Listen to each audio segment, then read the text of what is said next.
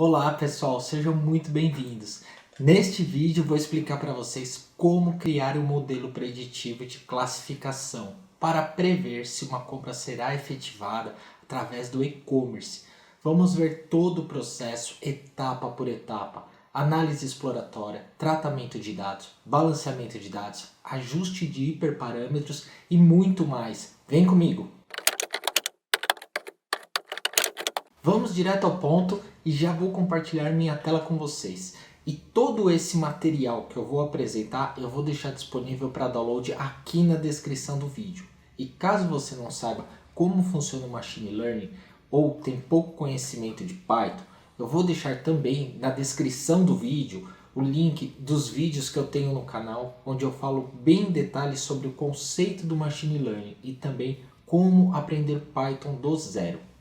Agora que vocês já estão vendo minha tela, vamos começar. Bom, aqui a gente vai criar um modelo de classificação utilizando o algoritmo do SVM, que é o Support Vector Machine. E como vocês sabem, todo o início da criação de um modelo de Machine Learning, um modelo preditivo, ou qualquer outro trabalho voltado à ciência de dados, começa pela definição do objetivo do negócio. Então, vamos definir junto qual é esse objetivo. Nosso trabalho será avaliar quais atributos influenciam um usuário na compra de produtos online e construir um modelo preditivo para realizar previsões de compras futuras. Nós usaremos um conjunto de dados aqui que foi disponibilizado, tá, no site do UCI. Eu vou deixar a fonte de dados aqui para vocês, tá bom? Se vocês quiserem baixar esse arquivo direto do site, porém eu também vou compartilhar esse arquivo na descrição do vídeo, ou seja, eu vou compartilhar para vocês tanto o passo a passo aqui da criação do modelo, todo o trabalho que a gente vai realizar e também o arquivo de dados. Esse conjunto de dados consiste em valores de recursos pertencentes a 12.330 sessões online. Eu não vou ler todas as descrições aqui que eu escrevi aqui no material, porque tem todo o dicionário de dados do arquivo. Tem toda a explicação aqui. O importante para a gente começar é a gente saber que a nossa variável alvo no arquivo ela é o atributo revenue, ou seja, ele vai ser usado como rótulo da classe, vai ser a nossa variável alvo, a nossa variável target. Esse conjunto de dados consiste em 10 atributos numéricos e 8 atributos categóricos. Vamos começar importando os pacotes que iremos utilizar no decorrer do nosso trabalho. As bibliotecas já foram importadas. Vamos agora carregar o arquivo. A gente carregou o arquivo e deu um head no arquivo para a gente ver as primeiras linhas. Observe aqui que nós temos todas as variáveis e a descrição de cada uma delas eu estou deixando aqui para vocês no material. O primeiro passo é a gente realizar a nossa análise exploratória, que é fundamental em qualquer trabalho da criação de um modelo preditivo. Vamos avaliar os shapes dos dados. Observe que temos 12.330 registros e 18 variáveis. Os tipos de dados. Vamos avaliar se há algum valor missing dentro do arquivo. Observe que nós temos aqui 14 registros do arquivo que estão em branco. Como que nós iremos tratar esses valores em branco, esses valores missing? Nesse caso específico, como são apenas 14 dentro aí de um volume de 18.000, a gente vai excluir isso direto, porque 14 registros não vai fazer diferença no meio de 12.000 registros. Excluímos e aqui a gente já observa que os valores já foram excluídos e agora a gente não tem mais nenhum valor missing, ok? Essa fase a gente já passou. Vamos avaliar de novo o shape dos arquivos. Nós continuamos com mais de 12.000 registros. Vamos avaliar agora os valores únicos dentro do arquivo. Observe aqui que em cada variável está a quantidade de valores distintos, ou seja, valores únicos que temos por variável. Agora nós vamos dividir as nossas variáveis em contínuas e categóricas. Ou seja, variáveis categóricas são as nossas variáveis que são da categoria string, são textos, são objetos. Nós vamos fazer um tratamento diferenciado das variáveis contínuas, que são as variáveis numéricas. Por exemplo, a idade. A idade é uma variável numérica contínua, né? Agora, se a gente pegar, por exemplo, nesse caso não tem, mas se tivéssemos faixa etária, apesar de estarmos falando de idade, ela é uma variável categórica. Por quê? Porque ela abrange uma faixa de idade. Por exemplo, de 10 a 20 anos, de 21 a 30. Então ela se torna uma variável categórica. Nesse caso, não temos uma variável desse tipo. Se vocês se depararem com algum conjunto de dados nesta situação, essa vai ser a diferença da variável categórica e contínua. Bom, aqui nós já separamos as variáveis, ok? Vamos separar as variáveis e vamos considerar todas as variáveis que possuem menos de 20 registros distintos, a gente vai considerar que é uma variável categórica. Foi isso que a gente fez aqui nesse comando. Se a gente der uma olhada aqui, a gente já vai ver também as variáveis contínuas, nós separamos.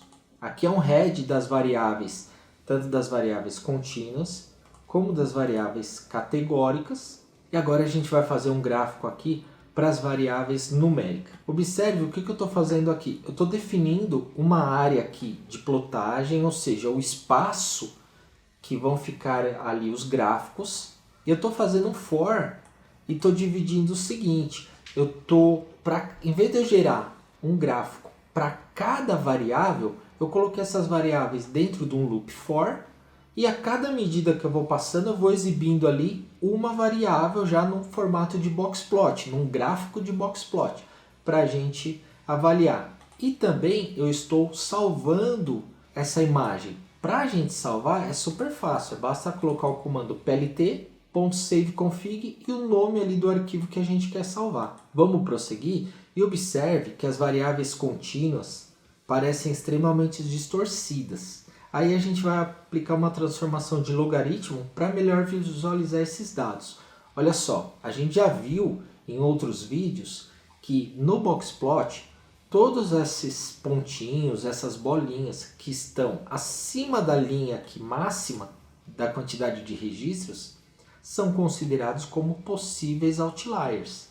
E nesse caso, parece que a gente tem muita distorção e a gente precisa avaliar isso melhor. Que a gente transformou, tá? Aplicando a função log1p do pacote NumPy, que também já vimos em outro vídeo aqui do canal.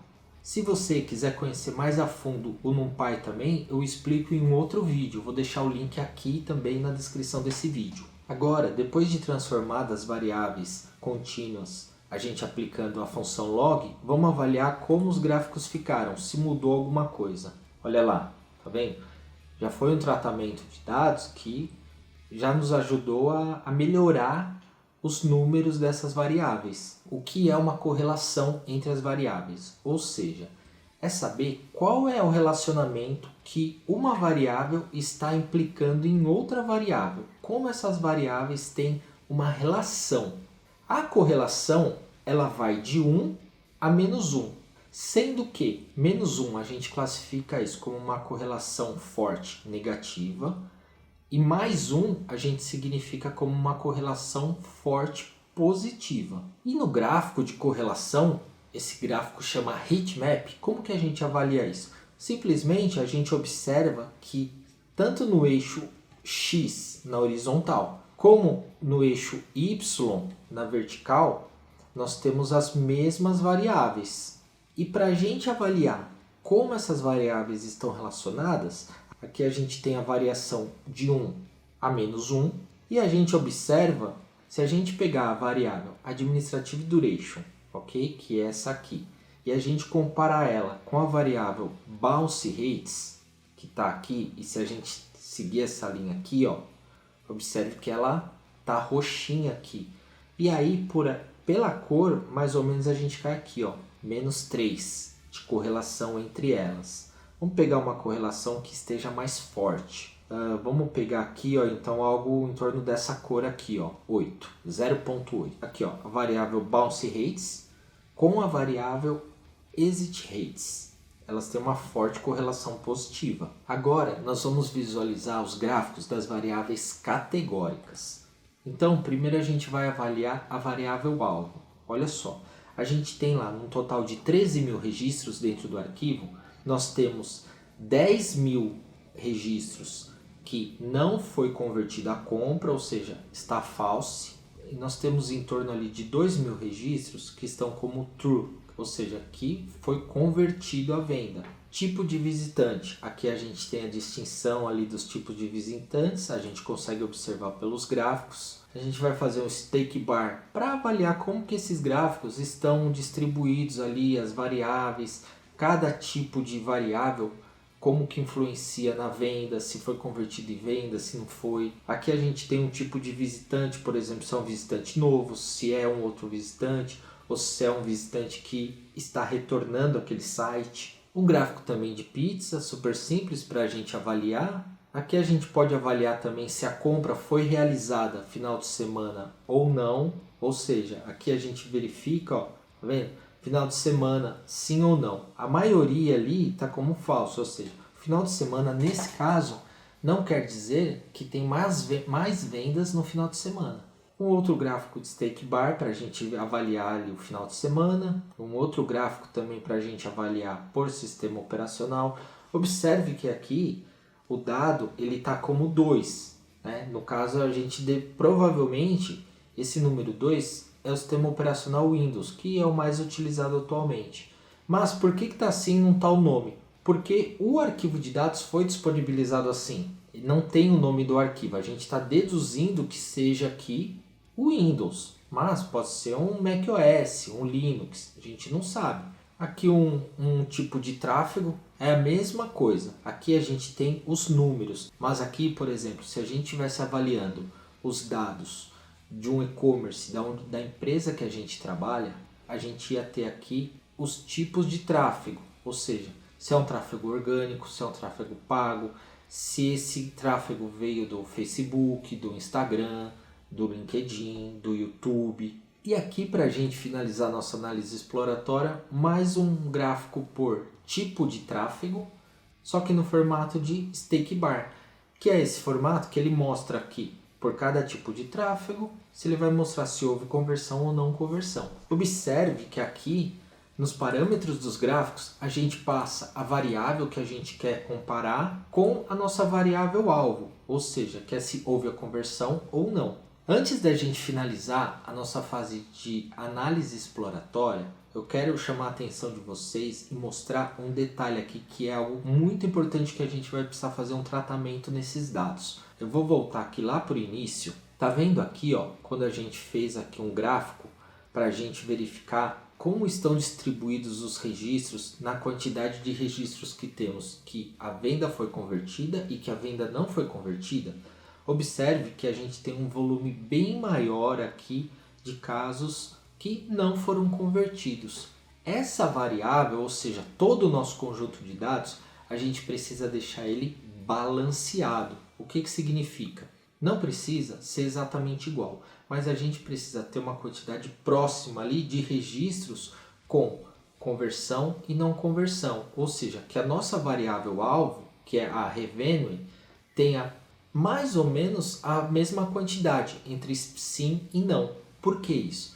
Porque na hora que nós criarmos um modelo preditivo, o que vai acontecer? Se a gente passar mais informações de um tipo específico para ele, ou seja, se a gente passar mais informações quando a gente vai fazer o treinamento do modelo de dados que não foram realizadas as conversões, ele vai aprender muito mais sobre aqueles dados do que os dados que foram realizadas as conversões. Por quê? Porque tem esse desbalanceamento no conjunto de dados. Para que isso não ocorra, a gente precisa elevar ali os registros da classe que está como true, ou seja, que é de conversão, e precisa deixar balanceado. Isso a gente vai ver na nossa etapa de pré-processamento dos dados. Bom, agora vamos entrar na nossa fase de pré-processamento dos dados.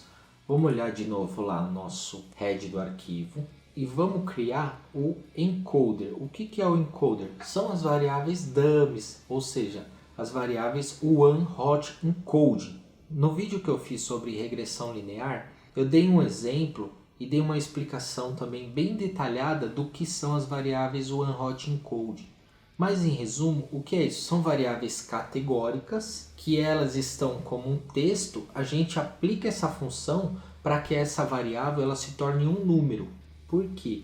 O modelo preditivo, modelo de machine learning, de inteligência artificial, qualquer um deles, não entende letras, só entende números. Então, se a gente não tratar essa variável, na hora que a gente estiver processando os nossos dados para o aprendizado do modelo preditivo, ele simplesmente vai descartar essas variáveis, não vai atribuir pesos ali, coeficientes a essas variáveis, e não vai servir de nada. E não é isso que a gente quer. A gente quer que essas variáveis entrem no modelo, ou seja, que o modelo, na hora que estiver montando a equação matemática, olhe para essas variáveis. Então a gente precisa fazer essa transformação.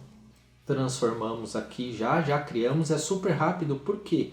Porque a gente tem, como a gente importou o Scikit-Learn, ele já tem várias ferramentas para tratamento de dados, para análise de dados. O que a gente fez? A gente chamou aqui o método Label Encoder. A gente depois fez o seguinte, o LB, a gente aplicou ali um método chamado Fit Transform. Esse método, ele simplesmente vai pegar isso no nosso conjunto de dados e vai separar. Olha só que agora com a gente avaliando ali o head do arquivo, a gente vai entender melhor o que aconteceu aqui. O que a gente fez? A gente tratou a variável mês e a variável tipo de visitante. Olha só, a variável, vamos achar que a variável mês, a gente tinha essa variável mês como janeiro, fevereiro, março, ele atribuiu como número, 2, 2, 2, tá vendo? A mesma coisa com a variável tipo de visitante. Lembra que a gente tinha lá no gráfico visitantes novos, visitantes recorrentes, ou seja, são pessoas que já compraram alguma coisa e estão voltando ao site, e outros. A gente tinha essas três categorias. Então, olha só o que essa transformação fez. Olha lá a variável tipo de visitante. Ele atribuiu números, 2, 2, 2. Vamos checar de novo a quantidade de registros que temos, nada foi alterado. E aqui a gente agora vai fazer ali a contagem da variável target, ou seja, nossa variável alvo. Como a gente já tinha visto no gráfico, olha como ela está desbalanceada. Nós temos 10.408 registros como false, ou seja, que não realizaram compra, e true 1908, que realizaram compra. Se a gente olhar isso no plot, olha como está desbalanceado.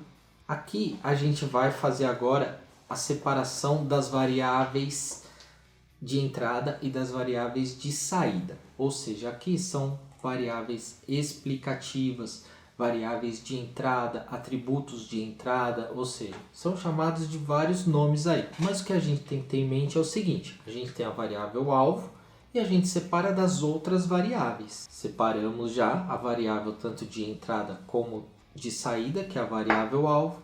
E agora a gente vai fazer aqui o balanceamento da classe, também conhecido como oversampling. O que é isso? A gente simplesmente vai pegar os registros ali, vai aplicar uma função que também é do pacote Scikit-Learn, que ele vai fazer o quê?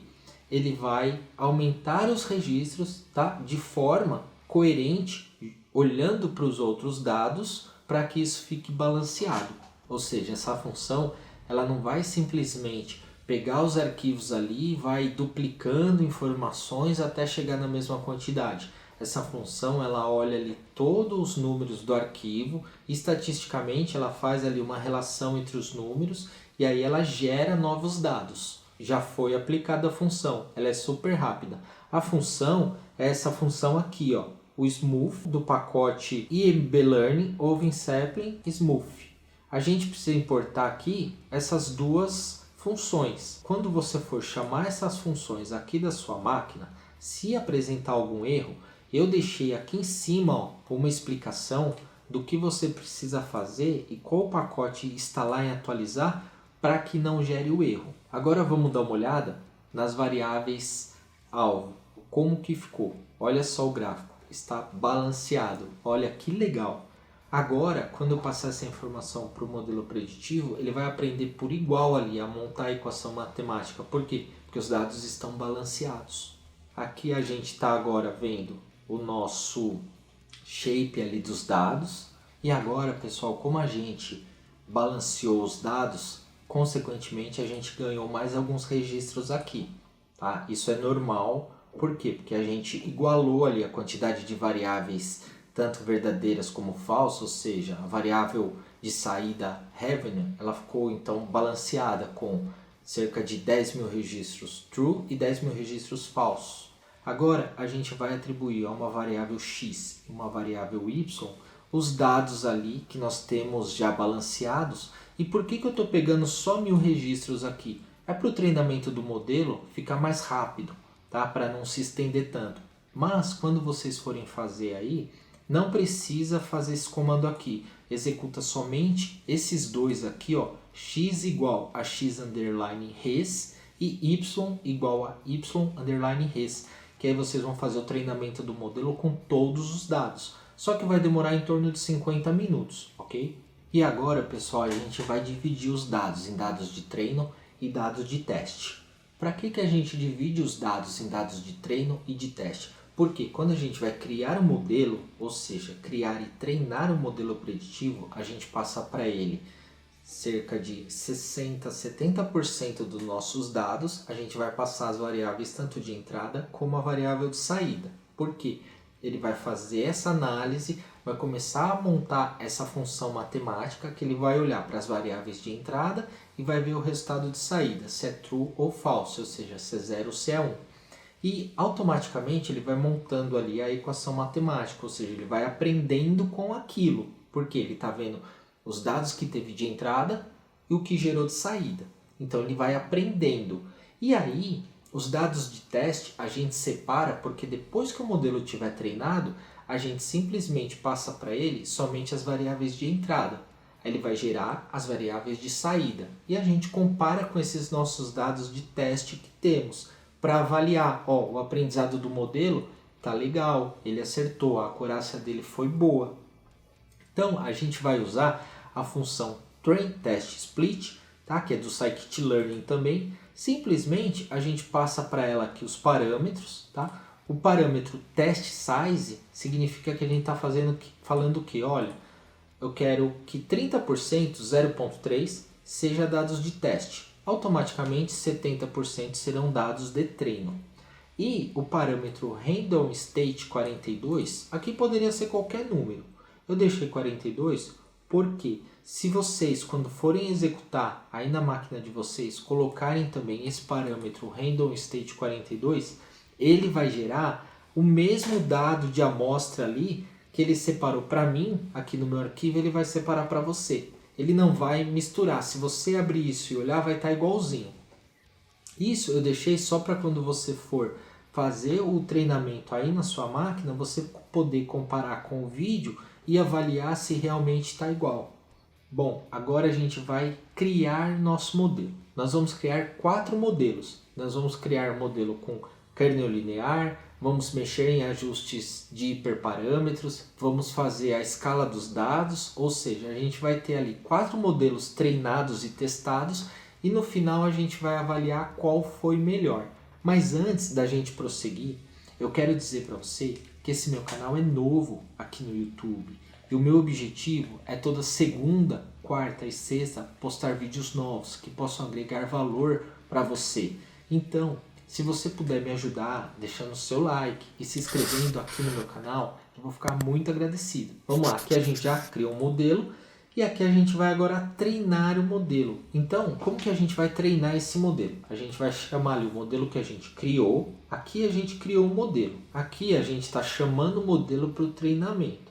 A gente chama o modelo, coloca aqui .fit, que é o método dele que já está pronto, esse método, é ele que vai fazer o treinamento. E aqui a gente vai passar x-treino, são as variáveis de entrada para treino.